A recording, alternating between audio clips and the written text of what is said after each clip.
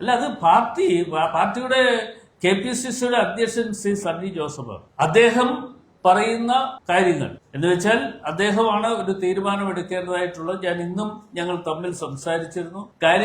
അഭിപ്രായങ്ങൾ പറയാനുള്ളത് അങ്ങോട്ടും ഇങ്ങോട്ടും ഞാൻ പറഞ്ഞിട്ടുണ്ട്. അപ്പോൾ അദ്ദേഹം ഒരു തീരുമാനം എടുത്തു കഴിഞ്ഞാൽ ആ തീരുമാനത്തിൽ അടിയുറച്ചു നിൽക്കുക എന്നുള്ളതാണ് ഒരു കോൺഗ്രസ് പ്രവർത്തകൻ എന്നുള്ള നിലയിൽ ഞാൻ ഉൾപ്പെടെയുള്ള UDF കൺവീനർ എന്നുള്ള നിലയിൽ ഞാൻ ഉൾപ്പെടെയുള്ള ആളുകളുടെ ഉത്തരവാദിത്വം.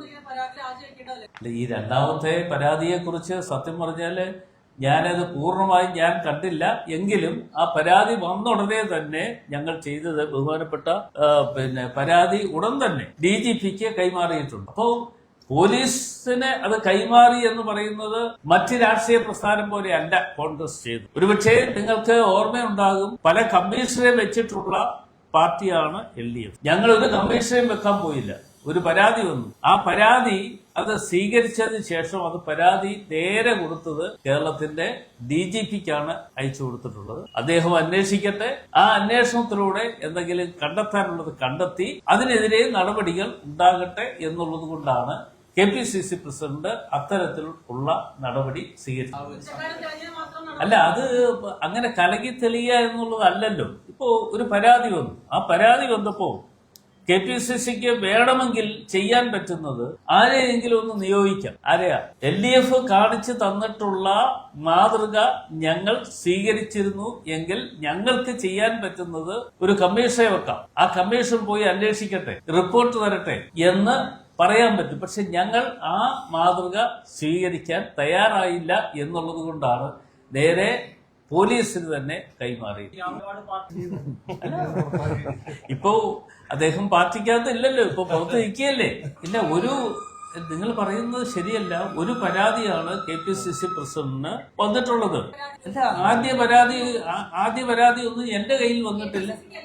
പൊതുവായി വന്ന പരാതിയെ സംബന്ധിച്ച് എന്റെ അഭിപ്രായം ഞാൻ പറഞ്ഞു. അത് അന്ന് പറഞ്ഞ കാര്യമാണ്. ആ അഭിപ്രായത്തെ കുറിച്ച് ഇപ്പോൾ ഉള്ള കാര്യങ്ങൾ അന്വേഷണം നടത്തിയതിനു ശേഷം ആ അന്വേഷണത്തിന്റെ അടിസ്ഥാനത്തിൽ വരട്ടെ. പോലീസ് ഇപ്പോ ആഭ്യന്തര വകുപ്പ് കൈകാര്യം ചെയ്തത് ഞങ്ങളല്ല. ആഭ്യന്തര വകുപ്പ് കേരളത്തിൽ കൈകാര്യം ചെയ്യുന്നത് ബഹുമാനായ കേരളത്തിന്റെ മുഖ്യമന്ത്രിയാണ്.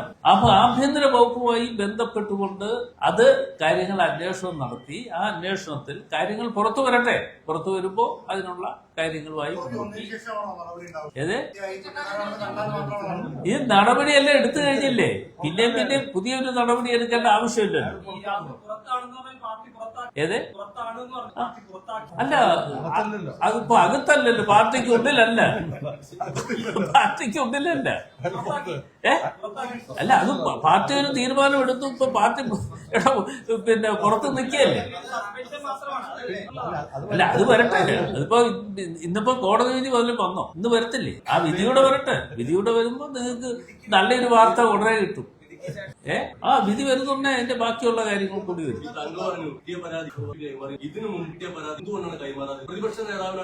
അത് ഇല്ല, ഞാൻ അറിഞ്ഞിട്ടില്ല. അറിയാത്ത ഒരു കാര്യം ഞാൻ മറുപടി പറഞ്ഞിട്ട് കാര്യമില്ല. എന്താന്ന് ചോദിച്ചാൽ എന്റെ കയ്യിൽ പരാതി കിട്ടിയിട്ടില്ല. എന്റെ കയ്യിൽ പരാതി കിട്ടി എങ്കിൽ ഞാൻ നിങ്ങൾ ചോദിക്കുന്നതിനും മറുപടി പറയാം. എന്റെ കയ്യിൽ ഏതായാലും പരാതി ഇല്ല. UDFുമായി അങ്ങനെ കാര്യങ്ങൾ ചർച്ച ചെയ്തിട്ടില്ല. ഇല്ല,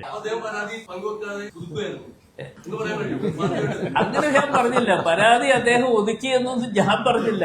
അങ്ങനെ വളച്ചൊടിക്കാൻ പാടില്ല.